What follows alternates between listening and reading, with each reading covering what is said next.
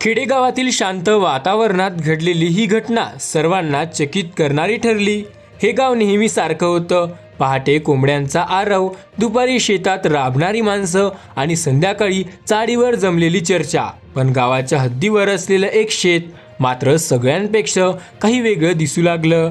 या शेतात मका सरळ रेषेत नव्हता, तो गोल गोल वळणावर उगवलेला होता।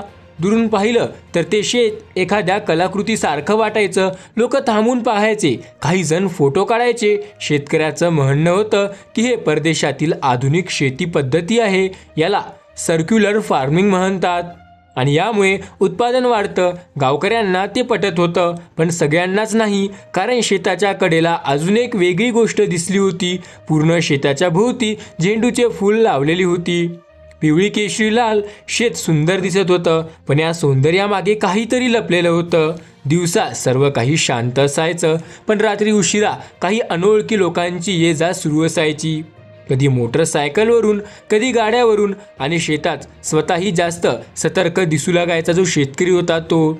हळूहळू गावात कुजबूज सुरू झाली। एवढ्या रात्री कोण येतं? मक्याच्या शेतीत एवढी हालचाल कशासाठी? एक दिवस काही तरुण शेताजवळ जात होते, तेवढ्यात त्याने एक वेगळाच वास जाणवला। तो मातीचा वास तर नव्हता, तो मक्याचा वासही नव्हता, तो असा वास होता जे काहीतरी चुकीचं असल्याचं सांगत होता। त्या संध्याकाळी चाळीवर चर्चा पेटली।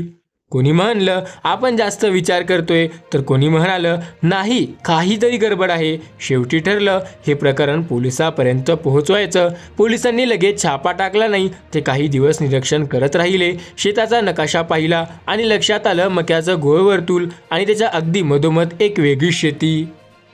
एका पहाटे गाव अजून झोपत असताना पोलीस गाड्या थेट शेतात शिरल्या।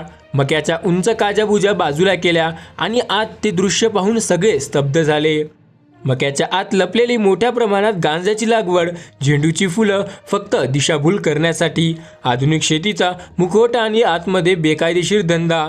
शेतकरी आणि त्याच्या साथीदारांना ताब्यात घेण्यात आलं। संपूर्ण गावात एकच खळबळ उडाली। ज्या शेताचं कौतुक होत होतं ते शेत गुन्ह्याचं केंद्र निघालं। या घटनेने एक गोष्ट शिकवली, तंत्रज्ञानाचा वापर शेतीसाठी व्हावा, गुन्ह्यासाठी नाही। सतर्क गावकऱ्यांमुळे मोठा गैरप्रकार उघडीस आला आणि शेवटी कायद्यांचाच विजय झाला। मित्रांनो, या घटनेबाबत तुम्हाला काय वाटतं? तुमचं मत आम्हाला कमेंट सेक्शनमध्ये नक्की कळवा। भेटूया पुन्हा एकदा अशाच व्हिडिओसोबत। धन्यवाद।